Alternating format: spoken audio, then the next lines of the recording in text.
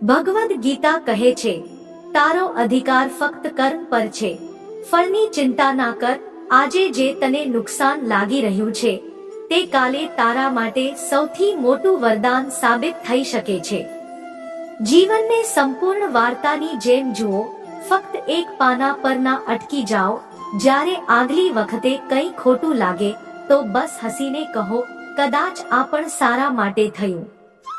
શ્રી કૃષ્ણ કહે છે, ક્યારેક ક્યારેક આપણી જિંદગીમાં બધું ઉલટપુલટ થઈ જાય છે. આપણે કંઈક બીજું વિચારીએ છીએ અને થાય છે કંઈક બીજું. પણ શું આપણે ક્યારેય વિચાર્યું કે કદાચ આ બધું કોઈ ખૂબ સારા માટે થઈ રહ્યું હોય? ઘણી વખત આપણને એવું લાગે છે કે વાત આપણી તરફેણમાં નથી થઈ રહી. આપણે પરેશાન થઈ જઈએ છીએ, નારાજ થઈ જઈએ છીએ, ભગવાનને સવાલ કરવા લાગીએ છીએ, ભગવાન મારી સાથે જ આવું શા માટે? પરંતુ સમય પસાર થયા પછી જ્યારે આપણે પાછળ ફરીને જોઈએ છીએ તો અહેસાસ થાય છે કે જે આપણને તે સમય ખરાબ લાગી રહ્યું હતું, વાસ્તવમાં એ જ આપણી ભલાઈ માટે હતું. શ્રી કૃષ્ણ કહે છે, જે થાય છે તે સારા માટે થાય છે. ક્યારે વિચાર્યું છે કે જે વાત આપણી વિરુદ્ધ લાગે છે તે વાસ્તવમાં આપણા માટે જ થઈ રહી હોય છે? કોઈએ સાથ છોડી દીધો, નોકરી ના મળી, કોઈ સપનું તૂટી ગયું, તો શું આ અંત છે? ના, આ કોઈ મોટા સારાની શરૂઆત હોઈ શકે છે. હું શું છું, શું કરું છું અને શું કરી શકું છું, આ સમય આવે ત્યારે જણાવીશ. ઘરના વડીલોએ તો નામ રાખી દીધું, પરંતુ નામ બનાવવું અને કમાવવું એ આપણું જ કામ છે. મંજિલ ના મળે તે નસીબની વાત હોઈ શકે, પરંતુ આપણે પ્રયત્ન જ ના કરીએ એ તો ખોટું છે. જ્યારે ગુમાવવા માટે કંઈ પણ ના હોય ત્યારે મેળવવા માટે ઘણું બધું હોય છે. ક્યારેક ક્યારેક જિંદગી આપણને એવા રસ્તે ઊભા કરી દે છે જ્યાં એક ફેસલાની કિંમત ખૂબ મોટી હોય છે. સમજદારી એમાં જ છે કે દિલથી નહીં પણ દિમાગથી નિર્ણય લેવાય. અનમોલ હોય છે તે મોતી જે આંખોના સમુદ્રમાંથી નીકળે છે, પરંતુ અમુકના સમજ લોકો તેની પણ કિંમત લગાવી લે છે. જીવનનો સૌથી મોટો ગુરુ સમય હોય છે. જે સમય શીખવે છે તે બીજું કોઈ ના શીખવી શકે. ભરોસો ઉઠી જાય તો ફરીથી નથી થઈ શકતો. જે આંસુઓનું કારણ બને તે ક્યારેય પોતાનું નથી હોતું. કદર ના કરો તો ઉપરવાળો છીનવી જ લે છે, શખ્સ પણ અને સમય પણ. જિંદગીની સૌથી મોટી ખુશી એ જ કામ કરવામાં છે જેને લોકો કહે કે તું નથી કરી શકતો. જે ખોવાઈ ગયું તેનો વિચાર ના કરો, જે મળ્યું છે તેને ગુમાવશો નહીં. સફળતા તેમને જ મળે છે જે સમય અને હાલાત પર રોતા નથી, બલકે તેને બદલવાની હિંમત રાખે છે. જે દિવસે સફળતા મળશે તે દિવસે મારી જ ચર્ચા થશે. તેમની એક મહિનાની આવક મારા એક દિવસના ખર્ચની બરાબર હશે. જિંદગીમાં લોકોનું આવવું જવું લાગેલું રહે છે, પરંતુ યાદ રાખો, ફક્ત પ્રેમથી પેટ નથી ભરાતું. તેથી પોતાની કારકિર્દી પર ધ્યાન આપો, કારણ કે કારકિર્દી હંમેશા તમારી સાથે રહેશે, લોકો નહીં. કોઈનો ટાઈમ પાસ બનવા કરતા સારું પોતાની કારકિર્દી પર ધ્યાન આપો. શાનદાર જિંદગી જીવવાની બે જ રીતો છે. પહેલી જે પસંદ છે તેને મેળવો, બીજી જે મળ્યું છે તેને પસંદ કરો. પોતાના સપનાઓની પાછળ એટલું દોડો કે એક દિવસ તમને પામવા લોકો માટે સપનું બની જાય. જ્યારે બધા સૂતા હોય ત્યારે પણ તમારે જાગીને વાંચવું પડશે. મોટું સપનું જોયું છે તો તેને પૂરું કરવા માટે પોતાની સાથે લડવું પડશે. જે લોકોને દુનિયા મૂર્ખ સમજે છે તે જ લોકો જ્યારે પોતાની કારકિર્દી બનાવવા પર આવે છે તો તેઓ ફક્ત કારકિર્દી નહીં, ઇતિહાસ રચે છે. કારકિર્દી તેમના માટે પછી બહુ નાની વાત હોય છે, કારણ કે તેમનું સપનું મોટું હોય છે. તું હાર નહીં, તું મનુષ્ય છે, અવતાર નથી. પણ ઉઠ, ચાલ, દોડ અને પછી ભાગ, કારણ કે જીવન ટૂંકું છે, તેનો કોઈ સાર નથી. થોડી અહેમિયત શું આપી દીધી, પોતાને કોહિનૂર સમજવા લાગ્યા. આ કાચના ટુકડાઓ પણ ઘણો ભ્રમ પાડવા લાગ્યા. જીતે છે તે જ લોકો જેમનામાં જીદ અને વિદ્રોહ કરવાની હિંમત રાખે છે, જેમનામાં મોટા સપના જોવાનું જુનૂન હોય છે, મોટા ભાગે તે જ સફળ થાય છે.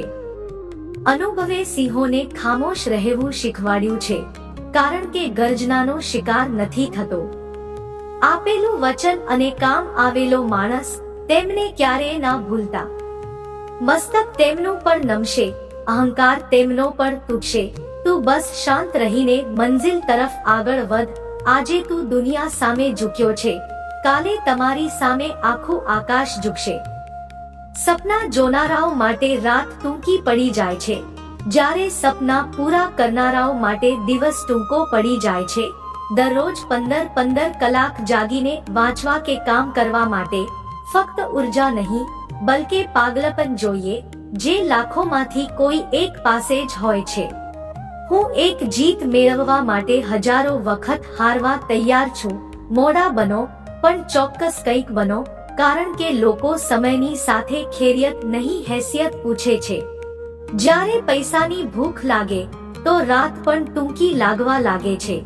ધીરજ રાખનાર માણસ આત્મવિશ્વાસની નાવડી પર સવાર થઈને મુસીબતની નદીને સફળતાપૂર્વક પાર કરી જાય છે. શ્રી કૃષ્ણ કહે છે, જે થાય છે તે સારા માટે થાય છે. સફળ થવાના 3 નિયમ: પોતાને વચન, વધુ મહેનત અને મજબૂત ઈરાદો. વાત તો સાચી છે, હું બરાબરીનો નથી. તારા સુધી પહોંચવામાં મારે ઘણું નમવું પડશે, પરંતુ નમીને ઉઠવું જ અસલી જીત છે. જો જિંદગીમાં કોઈ મોટો મુકામ હાસિલ કરે છે, તો મોડી રાત સુધી ચેટિંગ કરવાને બદલે પોતાની કારકિર્દીની સેટિંગ પર ફોકસ કરો, કારણ કે મિત્રો બદલાઈ શકે છે, પરંતુ કારકિર્દી હંમેશા સાથે રહે છે. મતલબ હું પણ રાખું છું પારકા સાથે, કારણ કે આજ લોકો શીખવાડે છે કે પોતાના પગ પર ચાલવું કેવી રીતે. પોતાને બદલ્યા વિના કંઈ પણ બદલાવાનું નથી. પોતાના સપનાઓ માટે જીવવાનું શરૂ કરો, કારણ કે આ સમય કોઈના માટે નથી રોકાવાનો. કોઈ પણ સપનું વગર યોજના, મહેનત, ધીરજ અને ભરોસા વિના ફક્ત સપનું જ રહી જાય છે. દુનિયા શું કહેશે એ ના વિચારો, કારણ કે દુનિયા ખૂબ અજીબ છે. આ નિષ્ફળ લોકોની મજાક ઉડાવે છે અને સફળ લોકોથી ઈર્ષ્યા કરે છે. જિંદગી એક વખત મળે છે, આ બિલકુલ ખોટું છે. ફક્ત મૃત્યુ એક વખત મળે છે, જિંદગી તો દરરોજ મળે છે. જો તમારે જિંદગીમાં આગળ વધવું હોય તો પોતાની પીઠની મજબૂતીને વધારો, કારણ કે શાબાશી અને ધોખો બંને પાછળથી જ મળે છે. મનુષ્યએ પોતાના કર્તવ્યથી ક્યારેય ના હટવું જોઈએ. સ્વાર્થથી બનાવેલા સંબંધો ક્યારેય ટકતા નથી, અને પ્રેમથી બનાવેલા સંબંધો ક્યારેય તૂટતા નથી. જો મનુષ્યના જીવનમાં તકલીફ ના હોય તો તેને ખુશીની કદર નથી થતી. જિંદગી એક એવું પેકેજ છે જ્યાં ખુશીની સાથે સાથે દુઃખ પણ મળે છે. બસ આપણે આ બધામાંથી પસાર થઈને આગળ વધવું પડે છે. આનું જ નામ જિંદગી છે. જન્મથી ના તો કોઈ મિત્ર હોય છે કે ના તો કોઈ દુશ્મન. મિત્ર કે દુશ્મન આપણે પોતે જ બનાવીએ છીએ, આપણી વિચારસરણીથી, આપણા વ્યવહારથી. મહાભારત આ વાતનું સૌથી મોટું ઉદાહરણ છે કે જે દિવસે પોતાનાઓએ હદ પાર કરી દીધી, તે જ દિવસે પોતાનાઓની વિરુદ્ધ શસ્ત્ર ઉપાડવું પણ ધર્મ બની જાય છે. અમુક લોકો મળીને બદલાઈ જાય છે, અને અમુક લોકોને મળવાથી આખી જિંદગી બદલાઈ જાય છે. એકલા રહેવું એટલું પીડાદાયક નથી જેટલું ખોટા માણસ સાથે રહેવું. દર્દ એક ખૂબ સસ્તી વસ્તુ છે, દરેક મફતમાં આપી જાય છે. પરંતુ યાદ રાખજો, તમારો સમય પણ આવશે. શાંત રહો, પણ લક્ષ્ય પર ધ્યાન રાખો. એક દિવસ તમે પણ ખુશ થશો.